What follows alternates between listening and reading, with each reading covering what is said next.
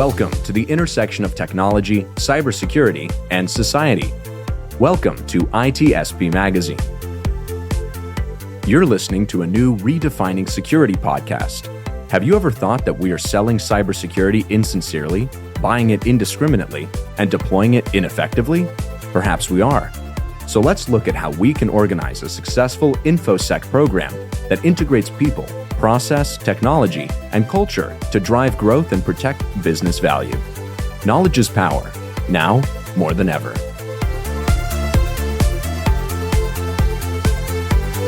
Pantera, the leader in automation security validation, allows organizations to continuously test the integrity of all cybersecurity layers by emulating real-world attacks at scale to pinpoint the exploitable vulnerabilities and prioritize remediation towards business impact.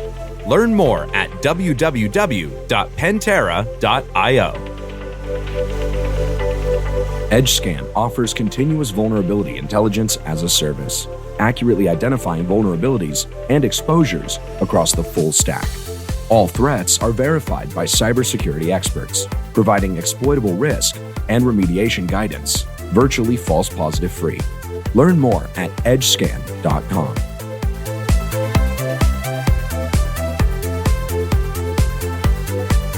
Hello, everyone. Thanks for joining me here. You're very welcome on a new Redefining Cybersecurity podcast here on ITSP Magazine. I'm actually joined today by my co-founder, Marco. We're going to have a good conversation looking at the role of cybersecurity in business and how different aspects of things in the public sector and in the legal space can help shape the security program in a different way that maybe you aren't thinking. And we have a great guest on, Marco, and Andy Purdy. He's the CSO for Huawei Technologies. Andy, thanks for being on. You're welcome. It's great to be here. Yeah, thanks for inviting me, Sean. It's going to be a great story. I can't wait to learn more. So, Andy, you were starting to share with us kind of your background. Can you give us a view into what you've done in the public sector and in the legal space leading up to your role? Sure. Well, I have a lengthy legal career that included roles as a federal prosecutor, congressional investigator, investigating the Kennedy assassination, special counsel to the House Ethics Committee, counsel to the Senate Impeachment Trial Committee. And then my work with the United States Sentencing Commission involved both individual crimes that could relate to technology and cybersecurity, of course, as well as corporate offenses. And so it was the effort to try to find more information about what is important about different aspects of cyber criminality that should be considered by judges in determining what the sentence should be for individual criminals. The concept was individuals who commit similar crimes should face similar sentences. But that was together with my work in terms of corporate compliance under the sentencing guidelines, where organizations would get significant benefits in criminal prosecutions for misconduct of employees if they put in place strong internal compliance programs. So it's interesting that compliance, which is sort of a dirty word in cybersecurity because risk is the focus, is in fact an important aspect of this. So the work that I was doing to try to understand individual cyber crimes led me to organize a conference on behalf of the Sentencing Commission, brought together a number of major cybersecurity leaders, including the late Howard Schmidt. And after President Bush formed the effort to launch the U.S. national strategy to secure cyberspace, Howard Schmidt called me up and asked me to come join the White House staff to work on that strategy. So that was early 2002. So 20 years later, I'm still in cybersecurity.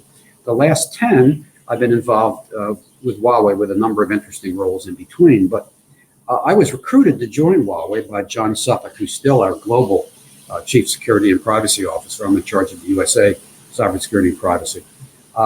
The idea was, and has continued to be, to try to promote a safer cyberspace and try to promote an effective internal program of risk governance and risk management regarding cybersecurity and privacy.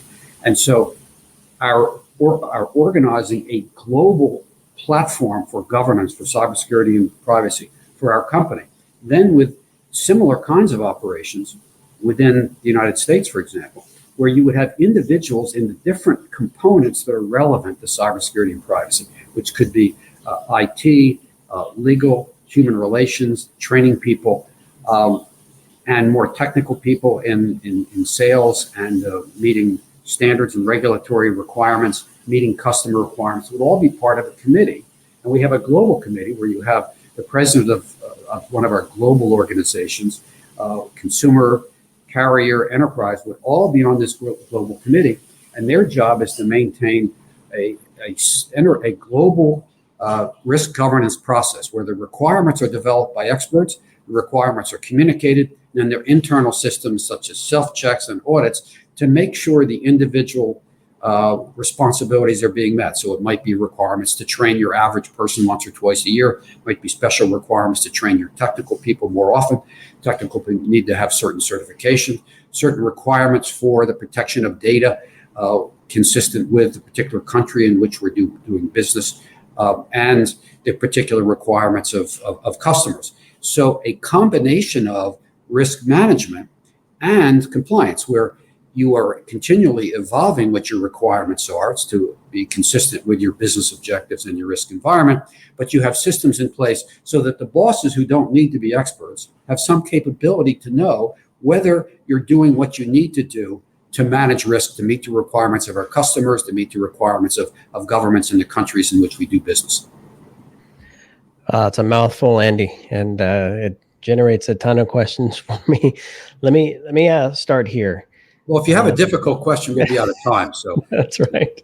Let me see. I'll try to pile 2 or 3 on at once. Now, I'm just thinking how what you just described might look, or how it might look differently in other organizations, because I have conversations with others where we talk about application security, and there's a dedicated AppSec team that kind of partners up with the DevOps team, and maybe an IT kind of sits in the middle to kind of make sure that all operates properly. And that's kind of its own little faction, its own little committee. And then I've had conversations where HR and security build a relationship, or HR or legal and security build a relationship. But I've not heard a global committee be formed. And I'm just wondering, do those other roles, does the AppSec team still exist in the committee view, or how does that look? Well, you have the details at the operational level. Certain details are global. So, for example, on the U.S. committee and on the global committee, in the case of the global committee, the president of our global consumer business is on the committee, the president of our enterprise business, the president of our network business. And so they have certain requirements within their responsibility. So, for example, certain products require common criteria. Certain devices require, in the U.S., you'd have to be tested for RF for your mobile devices. And so you've got a lot of different standards around the world that the different business groups and the different departments and sections within the business groups have to identify what are the standards, what are the best practices, what needs to be done. So they populate the requirements at a global level, and then within individual regions and individual countries like the EU, you have to understand what are the particular requirements in that area.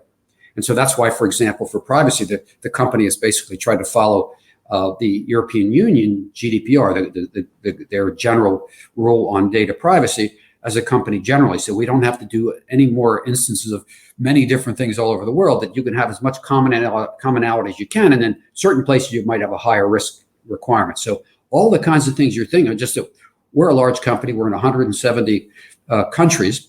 And so we have to make sure that the requirements of the regulatory bodies, of the customers, and we have our own requirements to provide some consistency in terms of cybersecurity and privacy. So then we also have, in addition to that, so you've got all those requirements, and there has to be verification that go up the chain, kind of a red, yellow, green kind of thing as to whether the requirements are being met. But we also have like a separate business unit, the internal cybersecurity lab, that does testing of the products for vulnerabilities. And so we pay for, hire experts, tools to look for, because of course no single tool can find all the vulnerabilities, to look for the vulnerabilities.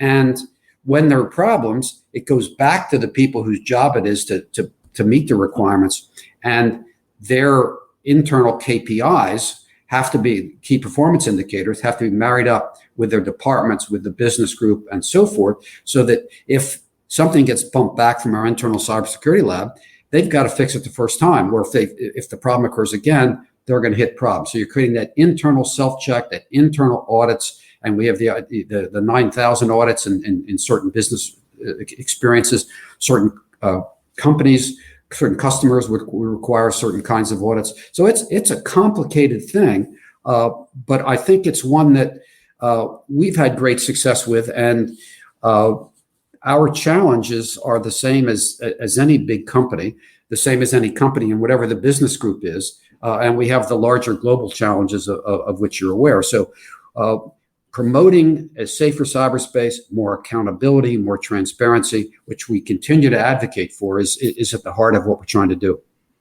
So it sounds to me you're running a country, almost like a government form, where there is a lot of check and balance and coordinate, and then there is also the feedback that comes maybe from the business, from every line of product development and so forth. I mean, it sounds like very complex. I'm not kidding by saying that. I'm wondering, maybe your past as working at the White House coming into place in putting this. Well, and then when I worked at Homeland Security, where I was in charge of National Cybersecurity Division and U.S. CERT for 2 years, and I was the DHS representative of the Committee on National Security Systems. So, I had some perspective. And it's interesting you mentioned governments, because the notion of accountability, for example, in the United States government, hopefully President Biden's executive order from about a year ago, hopefully there will be a greater emphasis on having accountability for major leaders within government agencies to meet cybersecurity and privacy requirements, and to communicate if their budgets don't have the adequate resources to meet the requirements. Because to some extent, it's kind of like, oh, you got to meet OMB requirements, and then, NIST is doing a great job to come up with the standards. But there really hasn't been accountability of the government leaders, like OPM breach from some years ago. It hasn't really said, okay, the leaders of the agencies, the leaders of the department, you got to push responsibility down, but you've got to make, and that's the beauty of our system. And God knows it's not perfect, and we're open to communicating more and more about what we do and how we do it and why, and get guidance from other folks. But, our system, it's up to the head of the consumer division to make sure that the people down the line throughout the world are doing what they're supposed to be doing, and that they're rewarded. The departments are rewarded when they meet the requirements, and they're disincentivized when they're not. So your bonus, your rewards, your salaries, your promotion are all tied into doing what you're supposed to be doing. And by having independent checks, separation of duties concept, which I'm sure you're familiar with, you make sure the people that are supposed to do it are different than the people who are going to evaluate whether you do it. And that way you have some ability to tell who's accountable. But it's not simply a question of saying, for example, oh, we need a cybersecurity expert on the board of directors, which seems to be a frequent conversation. That's not what it's about. It's about making sure that folks understand what their responsibilities are, and they're going to be held accountable for it in a consequential way. I actually find it really fascinating, this correlation and between how the government run and how the business run, and how they both kind of can learn from each other. It's still a business, even if you're running a country. It's still technically, a business of running the country. So, Sean, I think this is leading to the business of security. I'm just inviting you here. I'm opening the door for you. Yeah, because you touched on it earlier, Andy. Just the communications, and you don't need the cybersecurity expert on the board or in the executive staff. But you have this committee that sounds like I'm so oversimplifying, I'm sure, translating between the business and the compliance / risk / controls that are required. How do you see that happening? What's your role specifically in making sure that happens? Well, in each country, as I said, we have a committee that does that kind of work within the country.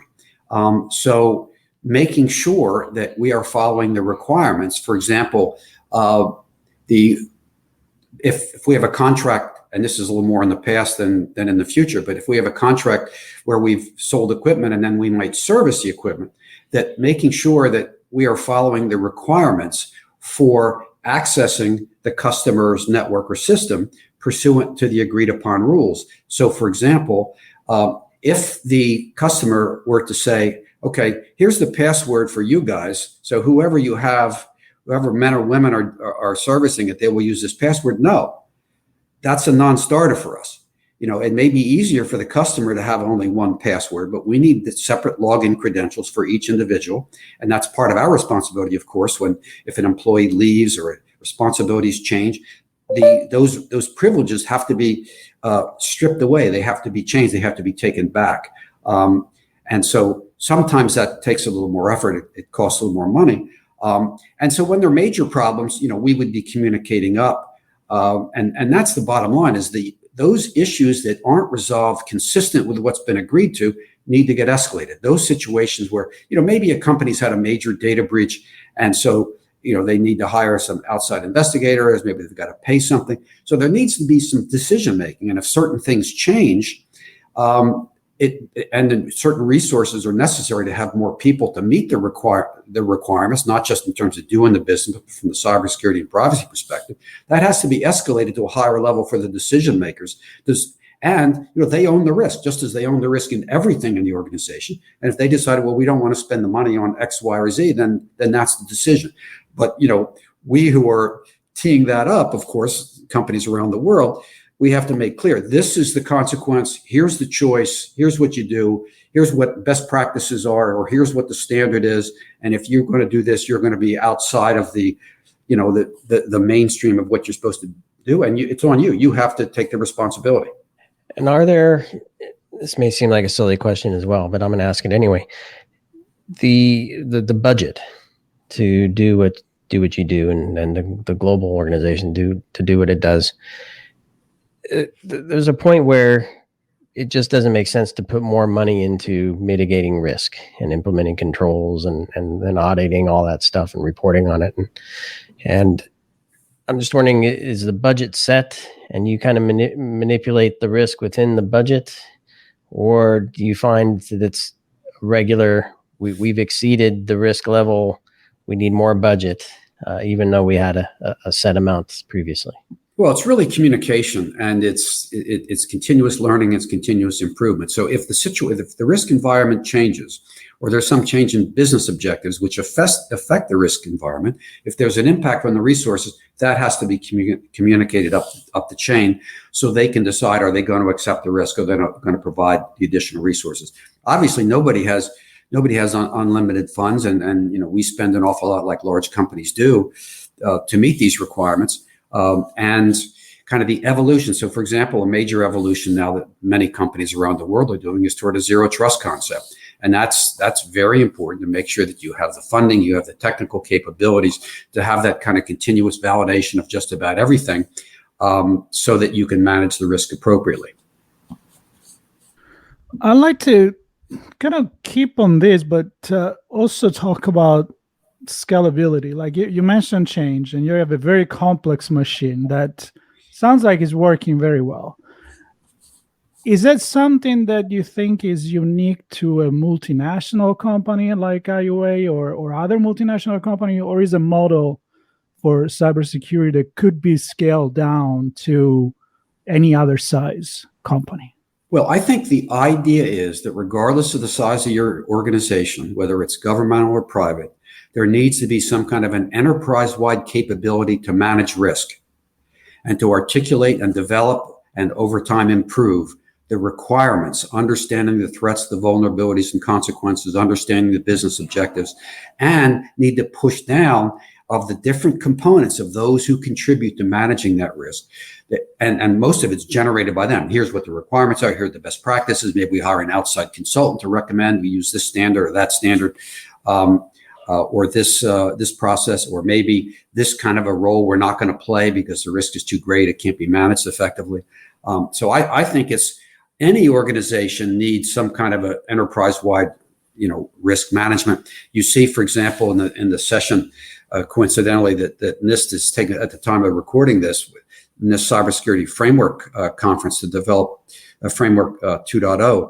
They're talking about the fact, of course, that there are special resources they call profiles or even small businesses, they can access this information that's available on the NIST website, so they can see how they can manage risk when you have relatively little people and relatively little expertise. But what are the kinds of basic things they need to know, some of which maybe they can contract out, and they've got profiles for manufacturing and I think financial services and many others that can give very good guidance to a company. But sometimes, frankly, in the discussions and conferences and sessions and exhibitions around the world, it seems like maybe it's just a question of focus, and maybe it's just assumed, but the idea of having an enterprise-wide, the leadership of the company has to have some mechanism to manage risk and to know what the requirements are, to know whether it's being followed, and to allocate or make decisions about allocating resources appropriately.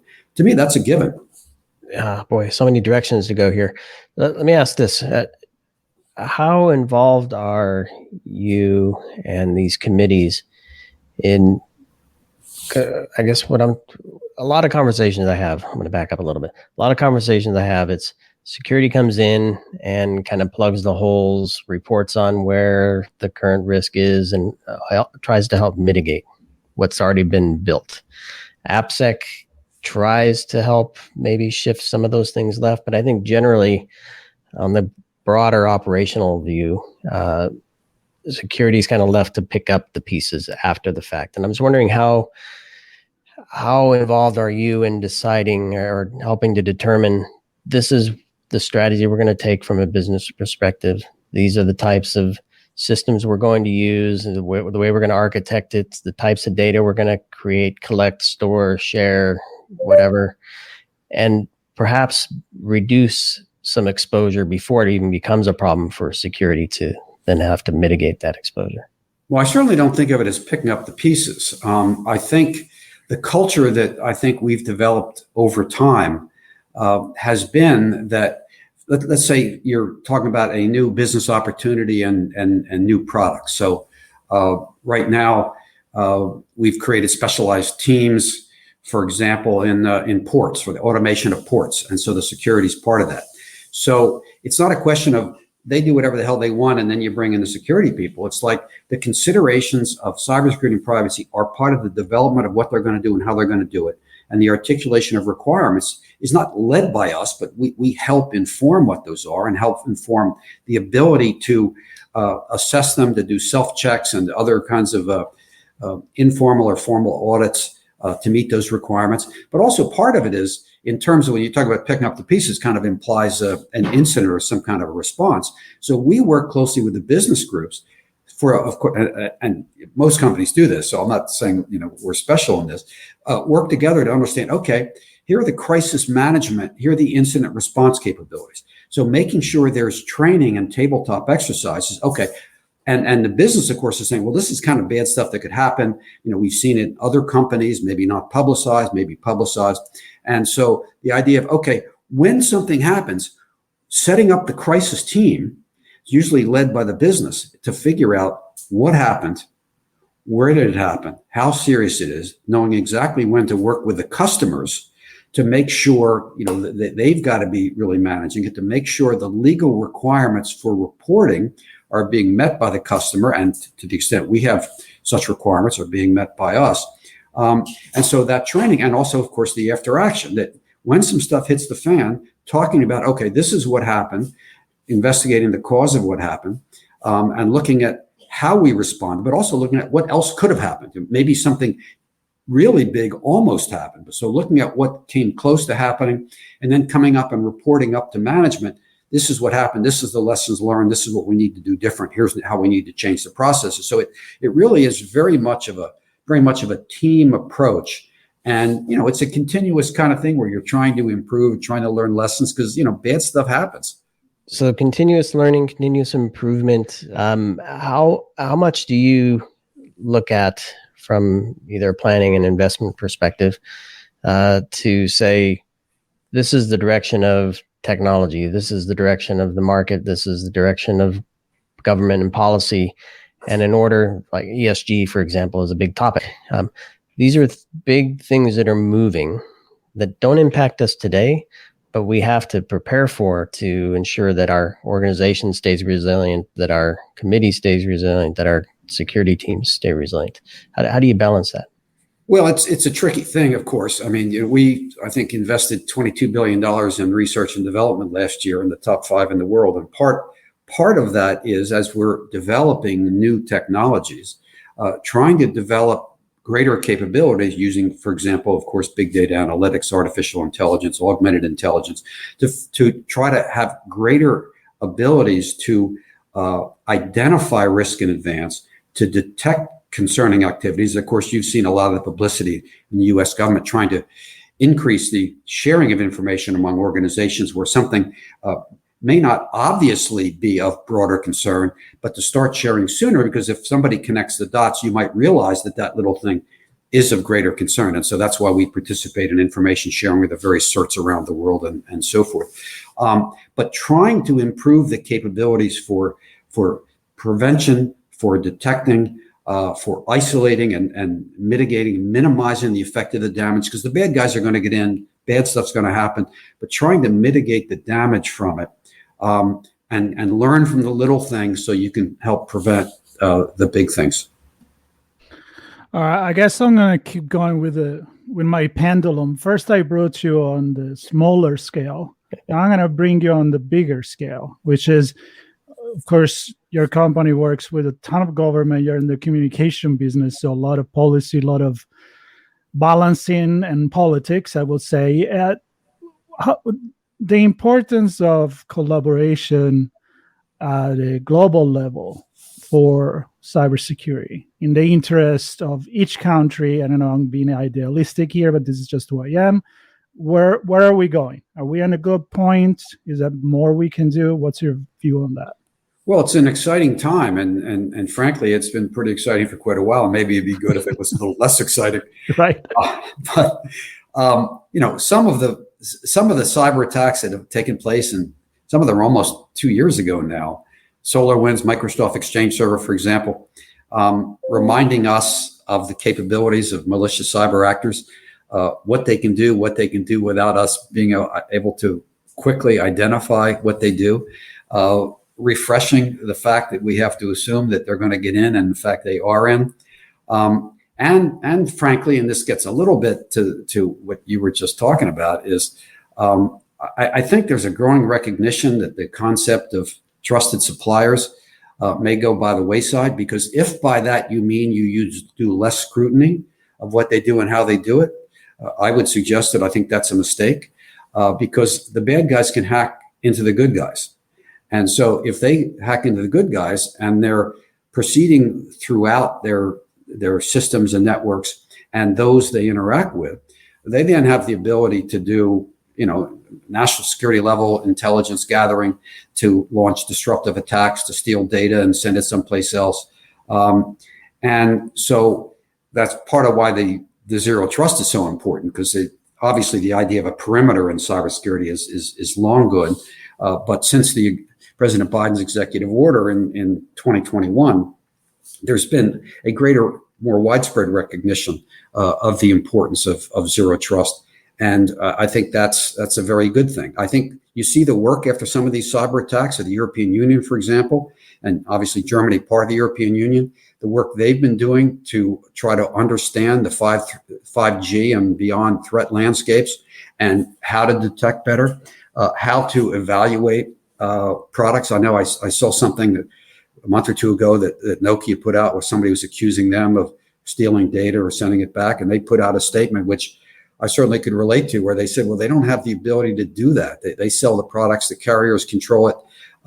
And, they don't own that anymore. And, to that, I say, that's a perfect example of something that we certainly believe that's true. But if somebody believes that's not true, whether it's us or Nokia or our competitors or whatever, then somebody needs to investigate and do some real work to find out. Because if those assumptions are wrong, we need to make greater measures to be able to find out if this bad stuff is happening or can happen. And frankly, when we look at something like, and we won't have time to go into privacy much today, but you see the discussions 2 years ago about TikTok and WeChat, the discussions this year about WeChat.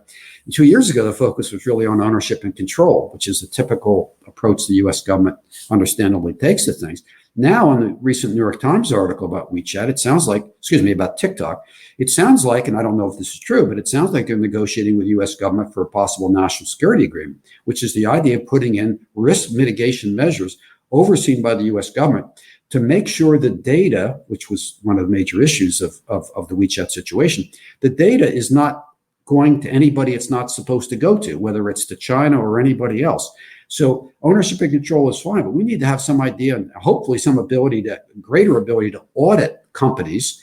And, we're happy to participate in that, to find out whether the privacy data protection policies are not being followed. Because we want to find that stuff out before there's a giant data breach or before we find out if all this bad stuff has happened. And I've heard some reports the U.S. government's not sure if the data has been sent back or whatever. Well, we need greater ability to know and to hold accountable companies and organizations, whether it's social media platforms and whatever, that have so much data.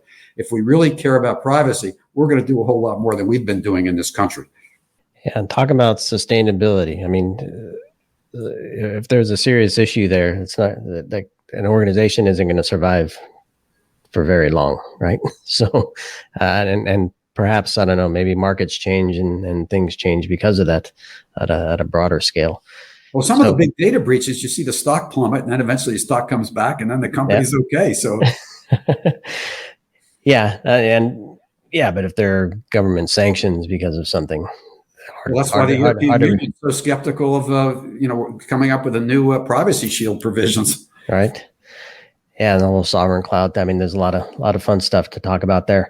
As we wrap, Andy, maybe just a final thought from you. It's another thing I'd like to explore a bit is the concept of defining and measuring success. So maybe from the committee's perspective, how do they know that their efforts are making a difference? Well, I think the process, the combination of things like, are we being certified to the standards we're supposed to be certified to for different products and services? Are the self-checks producing the kind of demonstrated evidence that the people are doing what they're supposed to be doing? Are the audits that are done showing compliance? Are the evaluations by our independent cybersecurity lab, are the problems being identified and fixed?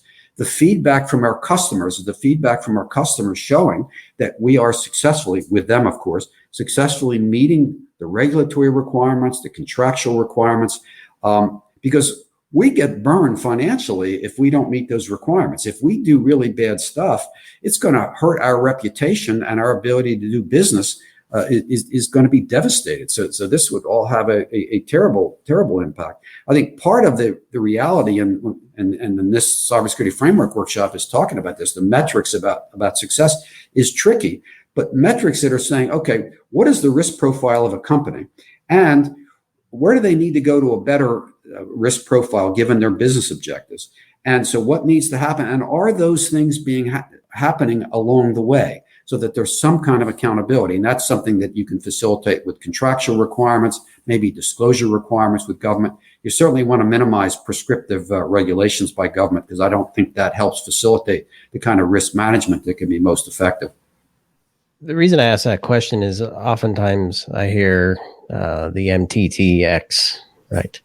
Time to respond, time to recover, time to detect, all those types of things. Certainly it's from a SOC perspective, response perspective, but I don't know. And vulnerability management is another area that we tend to wrap metrics around. And it seems like just by being busy, we think we're being successful. And I think there are other ways too. I like how you use the checks and balances, right? Are we defining the audits or the things we need to care about in a certain way, and are the audits producing the results and response? So it's the challenge response aspect of that. I think some of the supply chain work that NIST and CISA and others around the world have been doing has been very, very important. And transparency is a critical part of that. And I think the global community and in the US, we need to find what kinds of transparency can companies like us or other companies make available to regulators or customers, so they can tell before bad things happen that the requirements are being met. The software bill of materials idea, that I was part of that group at NIST that helped develop it prior to the it being referenced significantly in the president's executive order. Something like the software bill of materials is very, very important. So it gives customers a greater ability and government stakeholders a greater ability to know what's the stuff, what is the software that's in our systems, and then the vulnerabilities. It makes vulnerability management. If you have machine readable software bill of materials, it can help address the risk much more quickly. So these are a combination of things that can help, but trying to have collaboration on R&D, how can there be greater transparency? How can there be greater capabilities to know if the risk is greater than we think it is? I love it. And I could talk to you for hours, I think, Andy, but I don't want to get in the way of a dinner that is coming at some point. So I think we'll wrap here with a thank you from me, and I'm sure Marco enjoyed this as well. Great insight, and good to get your perspective coming from the different angles that you've come through to your role there at Huawei. So you're thanks, very Andy. welcome. Thank you for the opportunity. Yeah, thank you very much. Take care. EdgeScan offers continuous vulnerability intelligence as a service, accurately identifying vulnerabilities and exposures across the full stack. All threats are verified by cybersecurity experts, providing exploitable risk and remediation guidance, virtually false positive free. Learn more at edgescan.com. Pentera, the leader in automation security validation, allows organizations to continuously test the integrity of all cybersecurity layers by emulating real-world attacks at scale to pinpoint the exploitable vulnerabilities and prioritize remediation towards business impact. Learn more at www.pentera.io.